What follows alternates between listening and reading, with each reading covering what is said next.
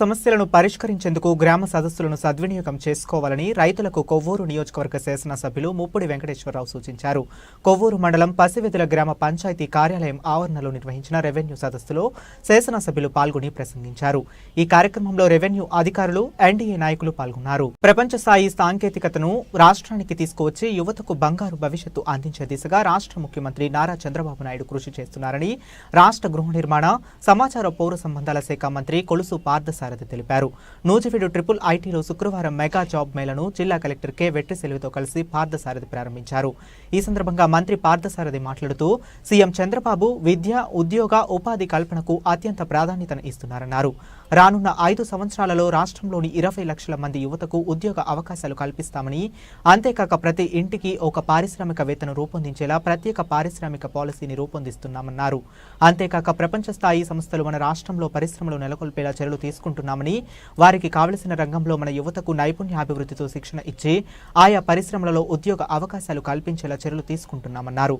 ఈ కార్యక్రమంలో Nuzvid sub collector Smaran Raj, triple IT VC Amarendra Kumar మరియు DRDA project director Vijayaraju, skill development అధికారి జితేంద్ర కుమార్ తదితరులు పాల్గొన్నారు. ఆంధ్రప్రదేశ్ రాష్ట్ర రోడ్డు రవాణా సంస్థ ఏలూరు జిల్లా వ్యాప్తంగా కార్గో డోర్ డెలివరీ మాసోత్సవాల సందర్భంగా ఏలూరు జిల్లా ప్రజా రవాణా అధికారి ఎన్వీఆర్ వరప్రసాద్ పత్రికా విలేకరుల సమావేశంలో మాట్లాడుతూ ప్రతి సంవత్సరం డిసెంబర్ నెలలో ప్రయాణికులు క్రిస్మస్, నూతన సంవత్సరం, సంక్రాంతి సందర్భంగా బంధువులకి, మిత్రులకి, శ్రేయోభిలాషులకి శుభాకాంక్షలతో పాటు ఆత్మీయతను అందించే విధంగా కొన్ని ఆహార పదార్థాలు మరియు వారి అభిమానాన్ని తగిన విధంగా డోర్ డెలివరీ అందించడానికి మక్కువ చూపుతూ ఉంటారు. దానికి అనుగుణంగా ఏపీఎస్ఆర్టీసీ కార్గో ద్వారా డిసెంబర్ 20వ తేదీ నుండి జనవరి 19వ తేదీ వరకు 1 కేజీ నుండి 50 కేజీల వరకు, 1 కిలోమీటర్ నుండి 10 కిలోమీటర్ల వరకు ఉచిత డోర్ డెలివరీ కార్యక్రమాన్ని ఏర్పాటు చేయడం జరిగిందని, అదేవిధంగా ఉభయ గోదావరి జిల్లాల్లో సంక్రాంతి సంబరాలు మిన్నంటున్నాయని, హైదరాబాద్, బెంగళూరు, విశాఖపట్నం ఇలా రాష్ట్ర వ్యాప్తంగా ఉన్న ఉభయ గోదావరి జిల్లా వాసులు తమ తమ సొంత గ్రామాలకు చేరుకుంటారు. కాబట్టి ఏలూరు జిల్లాలోని ఏలూరు, జంగారెడ్డిగూడెం, నూజివీడు డిపోలకి హైదరాబాద్ నుంచి అదేవిధంగా ఉభయ గోదావరి జిల్లాల్లో సంక్రాంతి సంబరాలు మిన్నంటున్నాయని, హైదరాబాద్, బెంగళూరు, విశాఖపట్నం ఇలా రాష్ట్ర వ్యాప్తంగా ఉన్న ఉభయ గోదావరి జిల్లా వాసులు తమ తమ సొంత గ్రామాలకు చేరుకుంటారు. కాబట్టి ఏలూరు జిల్లాలోని ఏలూరు, జంగారెడ్డిగూడెం, నూజివీడు డిపోలకి హైదరాబాద్ నుంచి BHEL మరియు ఇతర ప్రాంతాల నుండి దాదాపు 117 బస్సులను ఆన్లైన్ రిజిస్ట్రేషన్ ద్వారా ప్రారంభించడం జరిగిందని తెలిపారు. తల్లిపాలు ఇవ్వడం ద్వారా ప్రయోజనాలను ప్రతి ఒక్క తల్లి అవగాహన కలిగి ఆచరించాలని పశ్చిమ గోదావరి జిల్లా joint collector T Rahul Kumar Reddy పేర్కొన్నారు. శుక్రవారం భీమవరం ప్రభుత్వ ప్రాంతీయ ఏరియా ఆసుపత్రి నందు నాగార్జున కన్స్ట్రక్షన్ కంపెనీ దాతృత్వంతో సుషేనా హెల్త్ ఫౌండేషన్ ఆధ్వర్యంలో దాత్రి తల్లిపాల బ్యాంకును, బాలింతల నిర్వహణ కేంద్రాన్ని జిల్లా జాయింట్ కలెక్టర్ చేతుల మీదుగా ప్రారంభించడం జరిగింది.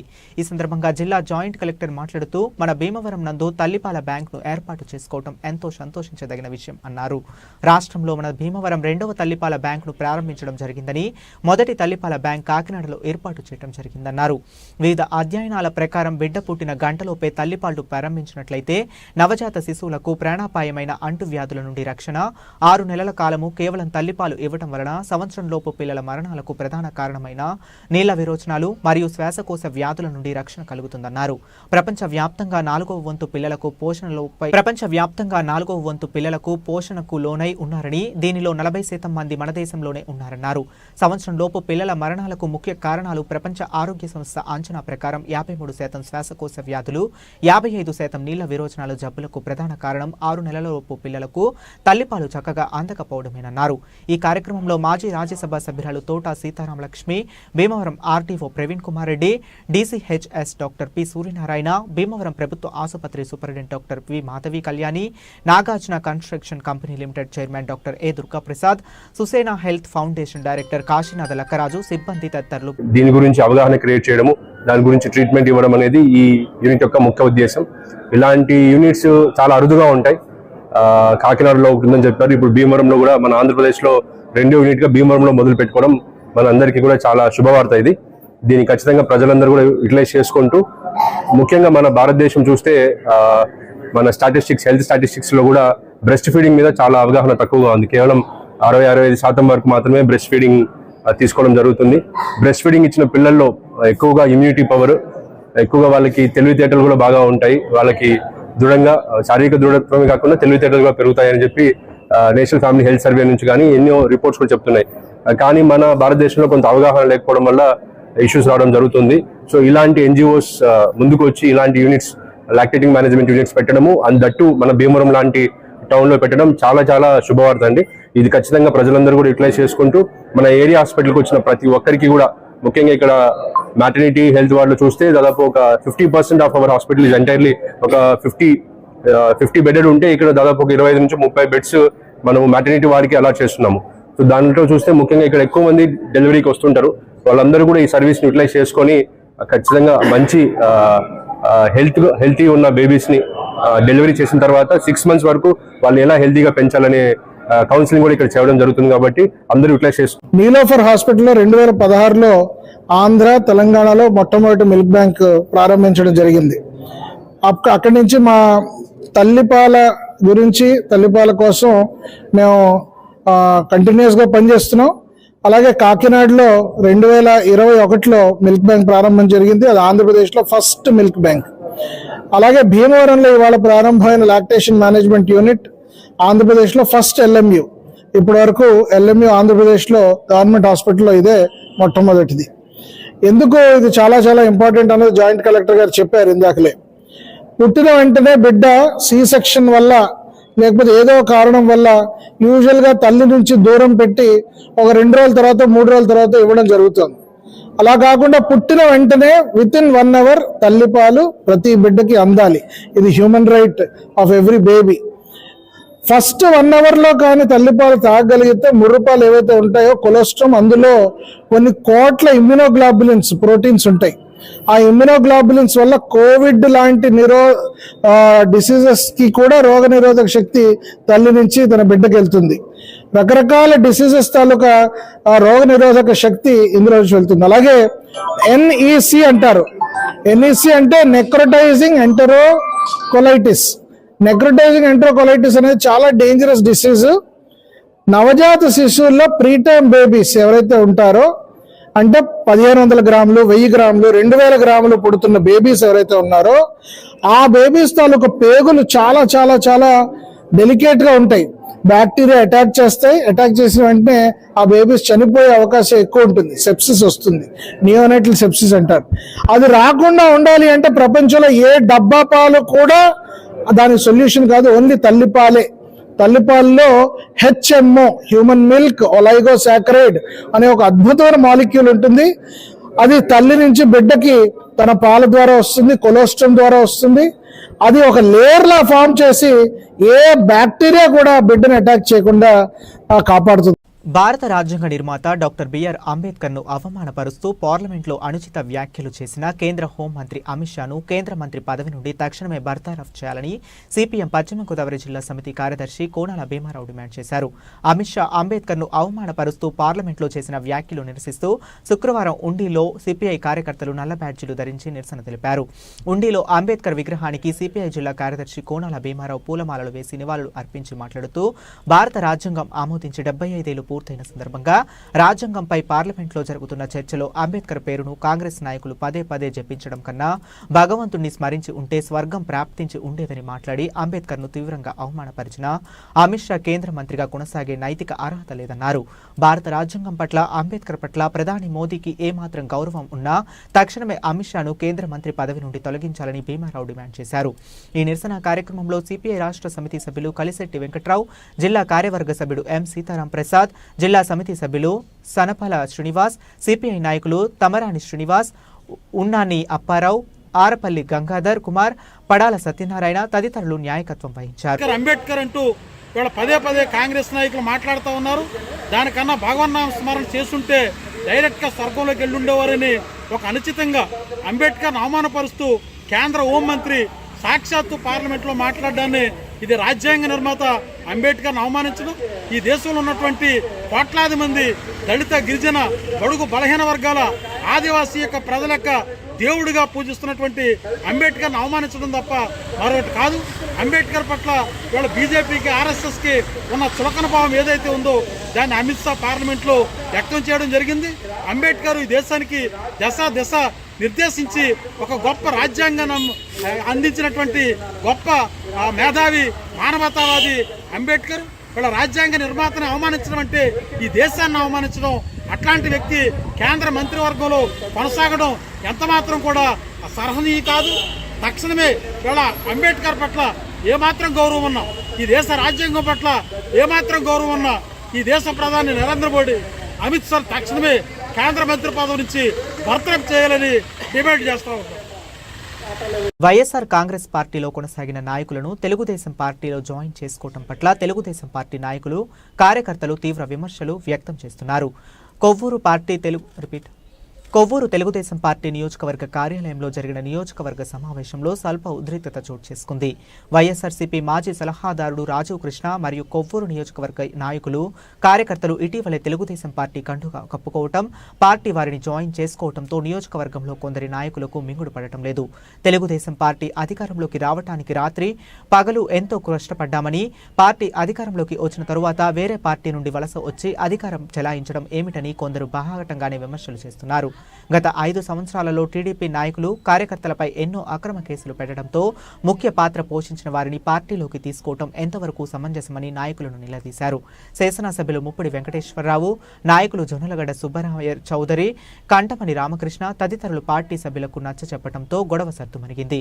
పార్టీ కోసం కష్టపడిన వారికి ఎటువంటి నష్టం కలగకుండా చర్యలు తీసుకుంటామని సమావేశంలో జరిగిన విషయాలను అధిష్టానం దృష్టికి తీసుకువెళ్తామని శాసనసభ్యులు ముప్పిడి వెంకటేశ్వరరావు తెలిపారు.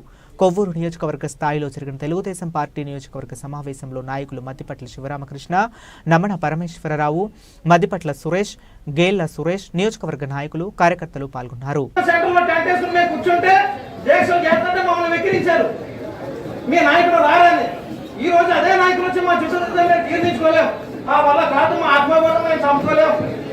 దయచేసి పెద్దలందరూ ఈ విషయాన్ని గౌరవించి మమ్మల్ని క్షమించమని, ఆవేశంగా మాట్లాడి క్షమించమని వాళ్ళందరూ వేడుకుంటున్నారు. ఈ రోజు పెద్ద గ్రామంలో ఎవరైతే నిజమైన కార్యకర్తలు తిరిగారో వాళ్ళ పేర్లు కూడా ఎమ్మెల్యే గారికి తెలియవు. ఈ రోజుకి ఎమ్మెల్యే గారికి తెలియవు. ఏ ఊరు కార్యకర్త కూడా తెలియదు. కానీ మా ఊర్లో కార్యకర్తలు, నిజమైన కార్యకర్తలకు ఎమ్మెల్యే గారికి తెలియవు. ఎందుకు తెలియకూడదు? సెంట్రల్ నుంచి పెట్టుకుని కార్లు ఎక్కించుకుని వచ్చారండి ఫంక్షన్కి. మమ్మల్ని కూడా రమ్మన్నారు. నేను రామంటే నేను ఆయన అడిగాను, రాజకృష్ణ గారిని అడిగాను, ఏ పార్టీలోకి వచ్చారని మీరు, ఏ పార్టీ వాళ్ళు ఈ గ్రామం కష్టపడి నేను ఎక్కడ పట్టడానికి నేను ఒక పార్టీ సేవ చేసుకొస్తున్నాను నేను అని ఆయన వివరంగా అది చెప్పానండి. అది అక్కడ ఆ సిచ్యువేషన్ నేను అడిగానండి. ఏంటి నీ గ్రహాలందరూ ఎవరో ఏంటని అడిగానండి. అదండి మీరు పార్టీ కష్టపడేవాళ్ళని చూడండి. ఎమ్మెల్యే డబ్బులు పెట్టాలి సహకారం ఉందండి. అది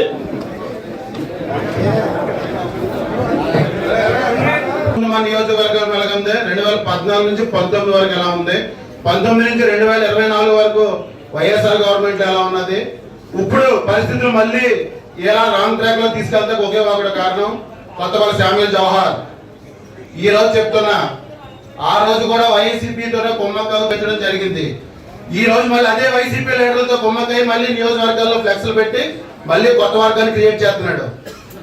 ఒకటే చెప్తున్నాం, జవహర్ నీ యొక్క ఆగడాలు ఇంకా ఆగవు. ఎందుకంటే కార్యకర్తల మనోవేదనలో పడ్డాం, అనుభవించాం. 2019తో నీకు సత్య చెప్పాం. 2019 నుంచి 24 వరకు వైసీపీ ఎన్ని ఇబ్బందులు పెట్టింది. దాంట్లో మమ్మల్ని ప్రతి కార్యకర్తకి విలేజ్ స్థాయిలో నుంచి రాష్ట్ర స్థాయిలోనూ ఎన్నో పదవులు అనుభవించి రాష్ట్రంలో ఉన్నటువంటి అన్ని సలహాలు అట్టుకొచ్చి ఇప్పుడు మళ్ళీ మా సలహాలు ఇవ్వడానికి బయలుదేరారా మీరు?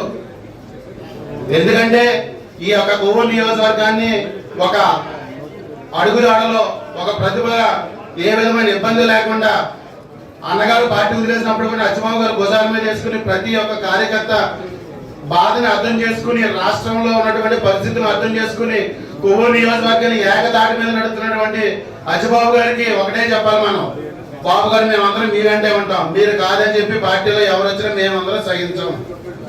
మరి ముఖ్యంగా 2024లో మనం అత్యధిక ఓట్లతో నగ్గిన తర్వాత ఈ యొక్క రాష్ట్రం మునుముందు ఇంకా అన్ని తెలుగుదేశానికే కైవసం చేసుకుంటుంది. రాష్ట్రంలో కూడా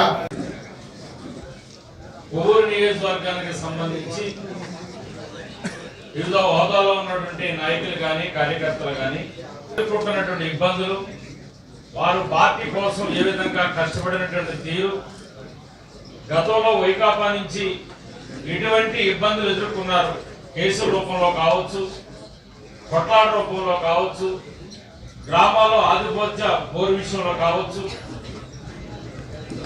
ఏ విధంగా ఇబ్బంది పడ్డారన్న సంగతి చాలా మంది నాయకులు కార్యకర్తలు చాలా ఆవేదనతో చెప్పారు. మీరు చెప్పినటువంటిది 100% నిజం. ఎన్ని శాతం అంటే ఇవాళంటే నేను ఎమ్మెల్యేని అయ్యండి వచ్చాము, కానీ గతంలో నా రాజకీయ జీవితం కూడా ఒక గ్రామ కమిటీ సభ్యుడిగానే మొదలైంది. ఒక గ్రామ కమిటీ సభ్యుడిగా మొదలైనటువంటి నేను గ్రామం నుంచి మండలానికి, మండలం నుంచి నియోజకవర్గానికి, నియోజకవర్గానికి నుంచి జిల్లా స్థాయికి అంచెలంచెలుగా నేను పార్టీలో పనిచేస్తున్నటువంటి క్రమంలో నాకు అంచెలంచెకి వివిధ పదవులు చేసుకుంటూ నేను 2014లో ఒక్కసారి ఎమ్మెల్యేగా నెగ్గాను, 2019లో ఓడిపోయాను, మళ్ళీ 2024లో మీ అందరి సహకారం, అచ్చిబాబు గారి సహకారంతో నేను ఈ నియోజకవర్గంలో మళ్ళీ ఎమ్మెల్యే కాగలిగాను. కాబట్టి అది ఎందుకు చెప్పానంటే నా గురించి గ్రామీణ ప్రాంతం నుంచి కానీ ఎక్కడి నుంచి అయినా సరే ఒక కార్యకర్త, తెలుగుదేశం పార్టీ కోసం కష్టపడేటువంటి కార్యకర్త యొక్క గ్రామాల్లో ఏ విధంగా పార్టీ లీడర్లు ఉన్నటువంటి విభేదాల గురించి కానీ వర్గాల గురించి కానీ వాళ్ళు కష్టపడే తీరు కానీ ఏ విధంగా ఉంటుందో ఆ విధంగా వచ్చినటువంటి పరిస్థితి నాకు కూడా తెలుసు. సైకిల్ కి పాంప్లెట్లను పోస్టర్స్ పట్టుకుని బకీని పట్టుకుని నేను పోస్టర్స్ కూడా అంటించకుండా తిరిగినటువంటి సందర్భాలు కూడా నేను చేశాను పార్టీ. ఆ కార్యకర్త స్థాయి నుంచి వచ్చారు కాబట్టి నాయకులు ఏ విధంగా గ్రామాల్లో మనకు పార్టీని కాపాడుకుంటూ కష్టపడి నాయకులు ఎట్లా తనకు ఉన్న ఆస్తులు తగలేసుకుంటూ ఎలా కష్టపడి పార్టీని కాపాడుకున్న నాయకత్వం చేస్తారు, ఆ నాయకులకి ఉన్నటువంటి కార్యకర్తలు కూడా ఎంత కష్టపడతారన్న సంగతి పూర్తిగా తెలిసిన వ్యక్తిగా నేను మాట్లాడుతా ఉన్నా. మీరు చెప్పినటువంటిది 100% కూడా నిజం. ఎందుకంటే ఈ సంఘటన అసెంబ్లీ జరుగుతున్నటువంటి టైంలో అక్కడ జాయినింగ్స్ అనేటువంటివి జరిగాయి. ఆ జాయిన్ అయినటువంటి వ్యక్తులు నాకు ఒకళ్ళు ఫోన్ చేశారు. అప్పట్లో ఇలా మేము తెలుగుదేశం పార్టీలో జాయిన్ అవ్వాలనుకుంటున్నామండి, స్థానిక ఎమ్మెల్యేగా మీ నోటీసులో పెట్టాలనుకుంటున్నాము ఇట్లా అని చెప్తే నేను ఒకటే చెప్పా, మా నియోజకవర్గానికి సంబంధించిన మా అధినాయకుడు అచ్చిబాబు గారు ఉన్నారు. అచ్చిబాబు గారితో మాట్లాడిన తర్వాత అచ్చిబాబు గారి సమక్షంలో ఆయన ఏ నిర్ణయం తీసుకుంటే ఆ నిర్ణయానికి కట్టుబడి నేను ఆయన వెనక బయలుదేరి దేనికైనా ముందుకు వస్తాను. కాబట్టి అచ్చిబాబు గారితో ముందు మీరు ఏదైనా జాయిన్ అవ్వాలన్నా మీరు ఏదనుకున్నా అచ్చిబాబు గారితో మాట్లాడండి. అచ్చిబాబు గారి యొక్క ఆదేశాల మేరకు మా నియోజకవర్గంలో మేము ఏ నిర్ణయం తీసుకుని ముందుకెళ్తాం. ఆయనకి సంబంధం లేకుండా ఆయన దృష్టిలో పెట్టకుండా ఆయన తెలియకుండా మేము నిర్ణయాలు కూడా తీసుకోవడం బట్టి మాకు ఇబ్బంది ఉంటుందండి. కాబట్టి మీరు దయచేసి అచ్చిబాబు గారిని సంప్రదించిన తర్వాతే మీరు పార్టీలో జాయిన్ అవుతారని అధిష్టానం తీసుకున్నానని అచ్చిబాబు గారితో మాట్లాడిన తర్వాత మీరు దయచేసి మాతో మాట్లాడండి అని చెప్పాను కూడా వాళ్ళకి నేను చెప్పడం జరిగింది. తర్వాత ఏం జరిగింది ఏంటన్న సంగతి అయితే మనకు తెలియదు. మీరు కూడా చూసుకుంటారు ఆ ఫోటోలు కానీ వీడియోస్ కానీ, జాయినింగ్ అయ్యేటప్పుడు కానీ ఎమ్మెల్యే కానీ అక్కడ అసెంబ్లీలో ఉన్నాను కాబట్టి ఆ విషయాలు మనకు తెలియలేదు. కాబట్టి అప్పటి నుంచి కూడా దీని మీద కొంచెం తర్జన భర్జన జరుగుతూ ఉంది. చాలా మంది అప్పుడు ఓపెన్ ఇక్కడ చెప్పారు. చెప్పినటువంటి వాళ్ళు ఈ మీటింగ్ అప్పటి నుంచి పెట్టలేదు కాబట్టి మనం వచ్చి ఆఫీసులోకి వచ్చి కానీ వేదిక మీద పెద్దనటువంటి గతంలో పనిచేసినటువంటి మనకి టూమెన్ కమిటీ కానీ రామకృష్ణ గారు కానీ, చౌదరి గారు కానీ, అది శివరామకృష్ణ గారు కానీ, చిన్ని గారు కానీ, ఇంకా మండల పార్టీ ప్రెసిడెంట్ ఎవరైతే మనకి వెంకటేశ్వరరావు గారు, పరమేశ్వరరావు గారు, హరిబాబు గారు కానీ, ఈ మండలాలకు సంబంధించిన లీడర్స్ ఎవరైతే ఉన్నారో వాళ్ళందరితోటి కూడా ఆయా మండలంలో ఉన్నటువంటి నాయకులు కార్యకర్తలు చాలా మంది వచ్చి ఈ విషయాల మీద మాట్లాడుతున్నప్పుడు అందరూ కూడా చెప్పేటువంటి దీన్ని వాళ్ళు వచ్చేటువంటి విషయాలు కూడా ఎప్పటికప్పుడు మన అచ్చిబాబు నోటీసులో కూడా దాన్ని పెడతా ఉన్నాం. ఇట్లా వాళ్ళ జాయినింగ్స్ మీద వాళ్ళు వచ్చిన దాని మీద కొంచెం మన కార్యకర్తలను ఇబ్బంది ఆవేదన పడతా ఉన్నారు సార్ అని చెప్పని ఆల్రెడీ బాబు గారు మీ బాధ ఆవేదన 100% నిజం.